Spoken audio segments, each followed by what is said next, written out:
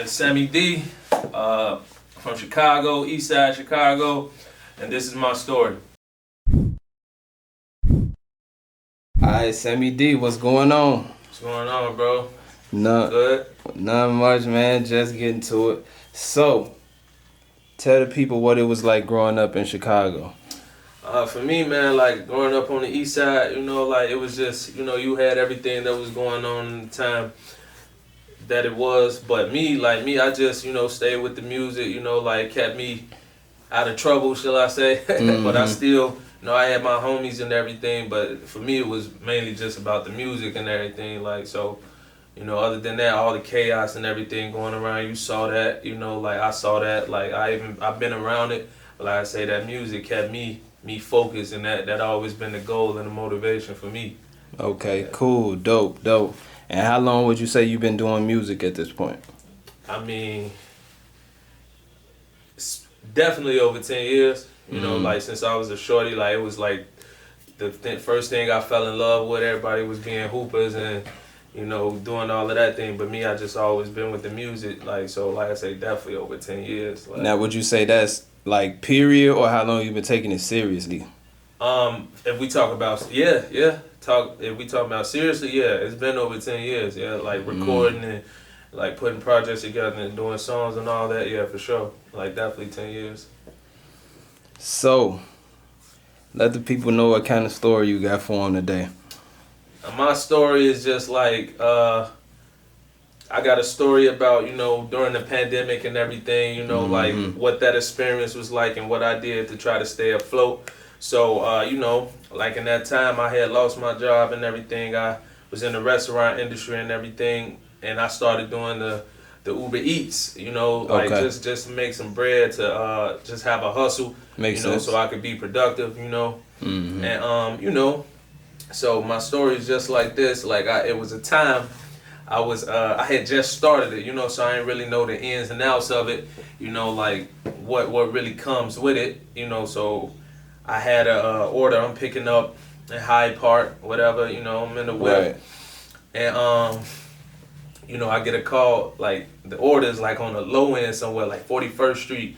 I ain't gonna lie, I ain't never really been around there too much. Okay. Like I really only knew my side of town, but right. That Uber Eats thing, it take you from downtown all the way to Harvey to wherever in the suburbs. So I get the order and everything. So I'm making my way to the order and everything. So I get to the location. Shit take me around the back of the building, so I'm already thinking like this a little weird. So you in the alley? I'm in the alley. Alley. So I'm like, this is a little weird, So so the lady called me and everything. She said, "Oh, I think it took you around the back." So I'm thinking like, okay, that's a little strange, a little bit, but bust a U-turn, come back around the front to the courtyard. Now it's dark as hell out there. I can't see. I'm blind too. So it's nighttime. It's nighttime. Ain't it's barely any lights out there. I wear glasses so I can barely even see.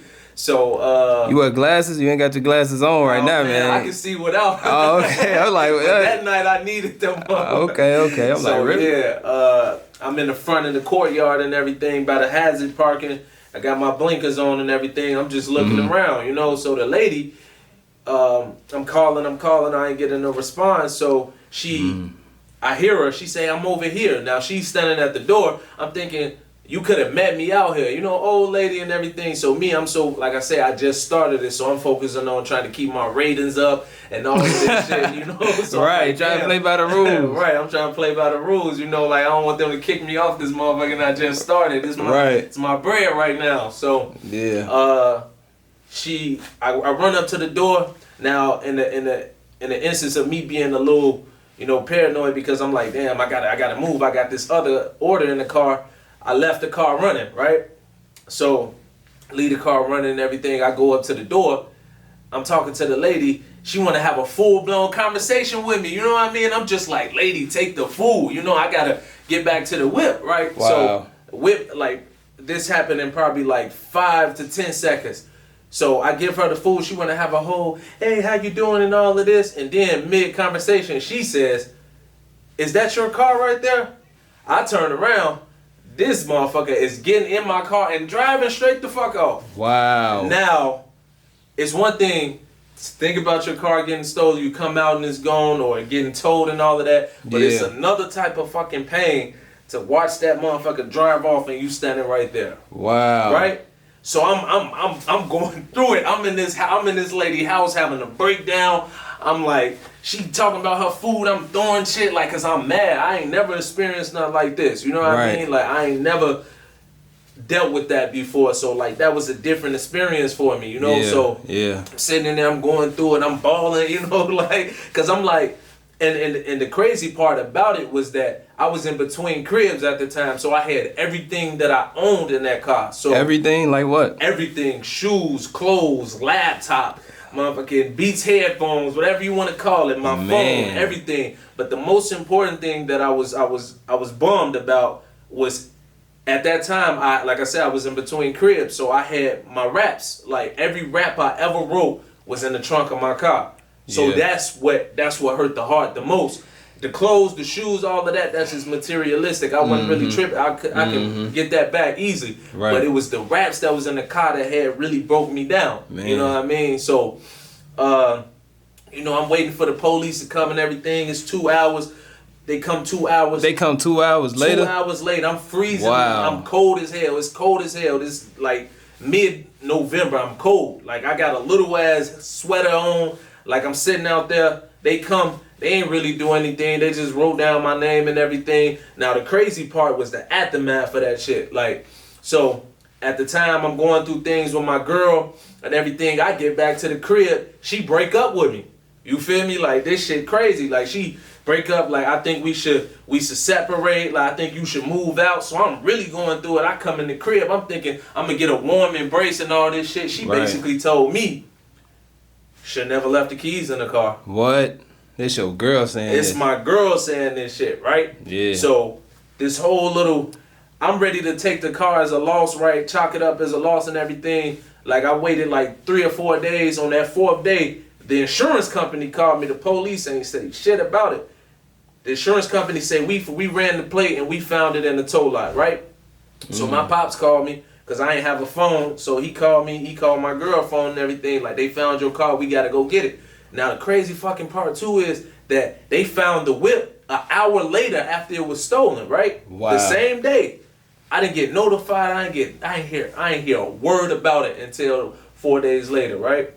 They found the whip in Dalton where my OG lived. You feel me? Now that's the crazy part, cause like, so they found it at your OG crib. They found it out there in Dalton, like just in an abandoned lot, right? They just found that motherfucker in a lot, like at a liquor store, and then they towed it and everything. So when I went to the Dalton police, they didn't even know what the fuck I was talking about.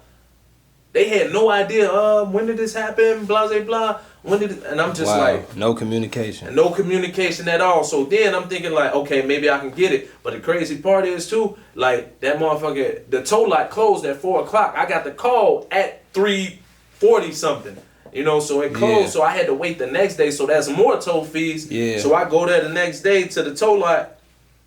I had to pay like damn near $600 to get the whip out of there because it's just building and it's building. Yeah, 4 days. 4 days. So like, and the tow company basically like that has nothing to do with us. Yeah. You know, we got to get our money. And they already be ready to be on asshole. They already was ready to start. You know, like they was on some. But then I started to build like my own like assumptions of what really happened because the car was dropped just in an abandoned lot. So me, like I say, people be thinking, like me, I have a way of thinking things and perceiving things and coming up with my own conclusions. Right. I personally started to think that maybe in that time, it's the pandemic. You know, nobody's really driving, everybody's cautious, ain't nobody trying to get towed. So I was thinking like maybe the tow companies, they wasn't really making no money like that. So I started to think, I wouldn't put it past that they had people out there stealing cars. Yeah. Just so they can tow them. Yeah. You feel me? Like makes that's sense. What I started to think because the car, when I got the car back, everything was still in there. Yeah. Even the food that for the next order. Yeah. You feel me? So like I started to think like maybe they had people. Like I say, it's not confirmed. It's just a theory. It's just a thought. But like I say, I wouldn't doubt that they had people out there doing that. You know, because like they just left the car out there and like every piece of clothes. Like, they probably like these little ass shoes. Like, I don't want this shit. You know what I mean? These little ass clothes. Yeah. But one thing that they did take that kind of confused me. I had like a little fedora in there. They just took the fedora hat. Yeah. If that was a young person, they would have took all that stuff and figured it out later. Yeah, cause like whoever it was, man, they was sitting in that courtyard or either in that alley when I first went around there. Cause they already peeped me. Yeah, they you feel me? So like when I hopped out the whip, they was already on it. You know what I mean? But I was so focused on doing it right, getting the order right, that I wasn't even cautious of that. You know what I mean? So yeah, man, that was the story. So I was stressing about it for those days. I got the whip back, you know what I mean? The raps was in there, so that brought me some kind of peace, you know. Like I said, they did take the phone. I ain't really trip about that, everything. Like, it was the raps that I was concerned about because it's like, that was like my life in a nutshell, like, since I've been doing this, you feel me? Like, and that's like, those are like my it's like, I'm a collector of that, you know, not every, especially in this day and age, not too many people write it down anymore.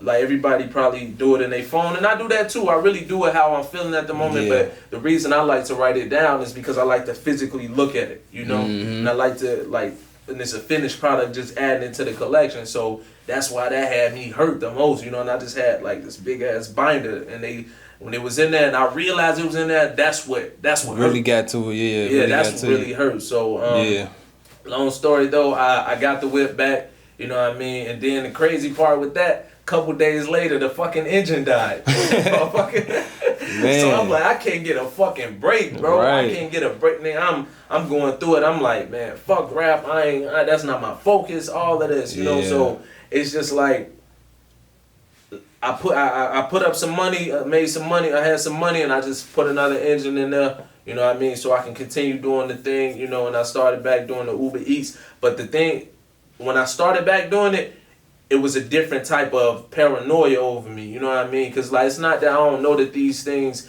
happen or whatever. You know, like I say, I came from just more aware. You hyper aware right now. You feel me? So it's just like, it just made me a lot more cautious because, like, I had never moved around like that, especially doing that Uber Eats thing. It take you to every hood, you know what I mean? Ain't nothing off limits. So it's just like, if you ain't really familiar with the areas, you know what I mean? You got to be a little more cautious because, like, when I'm through my side of town, I'm just like, okay, I know bro and them over here, or, you know what I mean, my people's over here. So it's just like moving around in them certain areas. One time a nigga came to the door. I'm out west. I'm dropping the food off. He came to the door like, had to blink out. You know what I mean? I'm just like, yo, bro, you be safe. You know what I mean? Like, here go your food, bro. Like, cause you know, it's crazy out there, you know what I mean? Like, everybody dealing with their own struggles, dealing with their own problems and demons. So, like, I'm aware of that. I ain't don't tweet. Niggas do get got in their own hood, too. That's what I'm saying. So, can't sleep on that. Yeah, so, yeah, man, like, that was that story, bro. And it's just, like I say,